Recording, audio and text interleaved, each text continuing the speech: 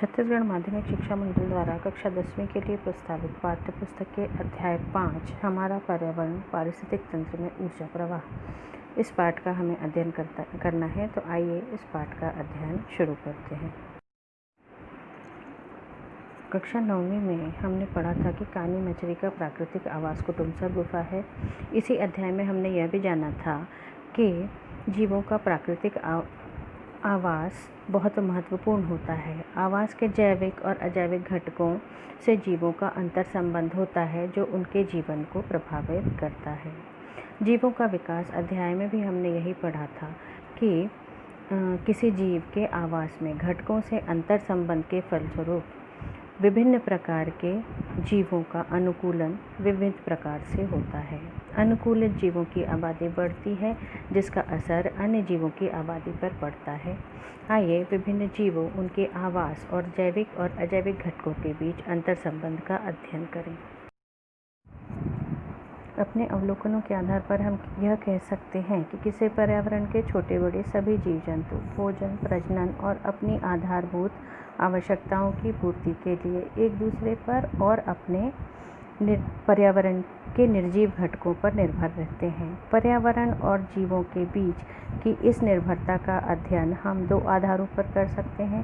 सजीव घटकों के बीच अंतर संबंध को हम खाद्य श्रृंखला, खाद्य जाल और पारिस्थितिक पिरामिड द्वारा कर सकते हैं।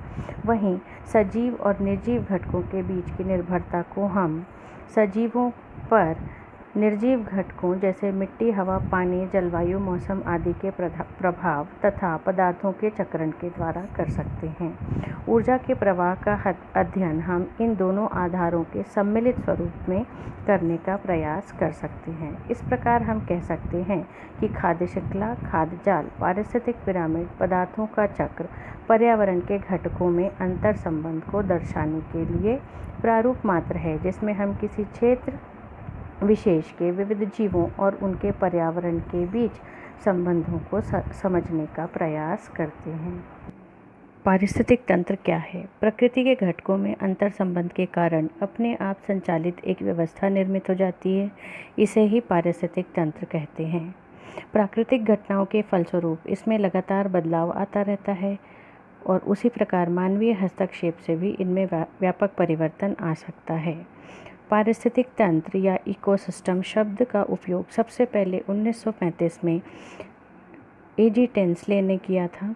टेंसले के अनुसार पर्यावरण का अध्ययन उसके सभी जैविक और अजैविक घटकों के अंतर संबंधों के आधार पर बनी एक व्यवस्था अर्थात पारिस्थितिक तंत्र के रूप में किया जाना चाहिए। किसी क्षेत्र विशेष के जैविक समुदाय के साथ अजैविक घटकों के अंतर संबंध तथा उनमें होने वाले फेरबदल का विस्तृत अध्ययन को पारिस्थितिक तंत्र कहा जाता है। जीवों के बीच अंतर्निर्भरता की पहचान और पर्यावरण के साथ उनके संबंधों के वैज्ञानिक अध्ययन को पारिस्थितिकी या इकोलॉजी कहते हैं। इकोलॉजी यूनानी भाषा में इको तथा लोगोस इन दो शब्दों से मिलकर बना है। इको का अर्थ है घर और लोगोस का अर्थ है अध्ययन। वैज्ञानिक अर्नेस्ट हैकेल ने 1866 में इकोलॉजी शब्द का प्रयोग प्रकृति को एक घर की व्यवस्था के रूप में समझाने के लिए किया। 1869 में उन्होंने और अधिक विस्तार से इसकी परिभाषा दी। इसके अनुसार पारिस्थितिकी पौधों और जंतुओं का एक दूसरे से तथा उनके वातावरण से संबंधों का अध्ययन है। धान के खेत के पारिस्थितिक तंत्र के अध्ययन से हमें यह पता चलता है कि अधिकतर खाद्य श्रृंखलाएं पौधों से शुरू होती हैं, अर्थात पौधे प्रकाश संश्लेषण की क्रिया के द्वारा सौर ऊर्जा को भोजन के रूप में अर्थात रासायनिक ऊर्जा में बदल सकते हैं। इसलिए पौधों को उत्पादक कहा जाता है।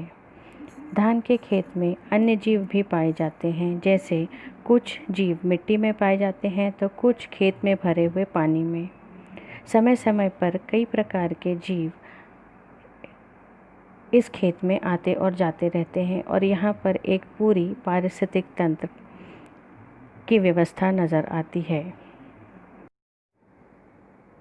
चित्र में प्रदर्शित धान के खेत के पारिस्थितिक तंत्र का अवलोकन करने पर हम यह पाते हैं कि उत्पादक के रूप में धान के पौधे हैं, किंतु उपभोक्ता के रूप में विभिन्न जंतु हैं जो विभिन्न प्रकार के खाद्य श्रृंखलाओं का निर्माण कर रहे हैं।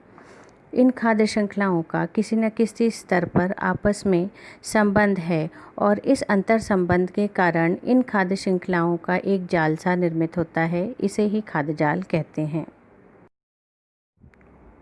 यदि आपको मेरा यह वीडियो पसंद आया हो तो मेरे YouTube channel the Science Spotlight by Ashima Singh को लाइक, सब्सक्राइब और शेयर करना ना भूलें। धन्यवाद।